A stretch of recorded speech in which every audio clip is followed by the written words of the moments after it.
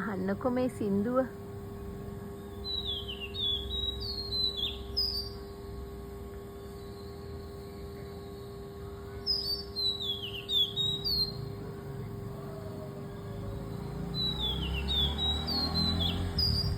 මේ තමයි ඔයාලා අපි කවුරුත් දන්න පොල් කිච්චා කියලා කියනවා, පාන් කිරිත්තා කියලා කියනවා, මැග්පයි රොබින් කියන කුරුල්ලගේ සින්දුව.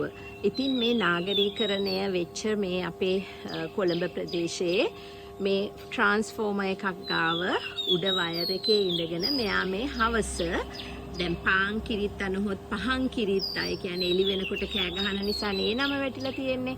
දැන් මේ රෑ වෙන්න ඉස්සෙල්ලා යාගේ ටෙරිටරි එක. දැන් මේ ගොඩක් කලාවට මේගොල්ලන් මෙහෙම නාද කරන්නේ යාලගේ ඒගොල්ලන්ගේ වාසස්ථාන අපි කියන ටෙරිටරි මාක් කරනවා කියලා. ඒක උඩ තැනකට ගිහිල්ලා එක්ක ටීවී ඇන්ටනා එකක් එහෙම නැත්නම් මේ වගේ වයර් එකක් තැනකට ගිහිල්ලා පිරිමි පක්ෂියා තමයි මේ නාද නගන්නේ.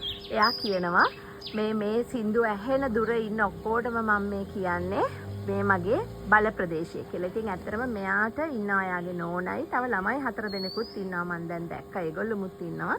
ඉතින් මේ අපි කියන ටෙරිටෝරියල් කෝල් එක කියලා මේ හවස එයා දැන් අනිත් දෙමලිච්චෝ තමයි ඔය හරහට පියාඹන්නේ. සද්ද ඇහෙනවනේ යාලගේ. ඔක්කොමලා දැන් කූඩු වලට යන්න ඉස්සෙල්ලා මේ කුරුල්ලන්ගේ ක්‍රියාකාරකම් බලන්න පුළුවන් වෙලාවක් තමයි මේ හවස.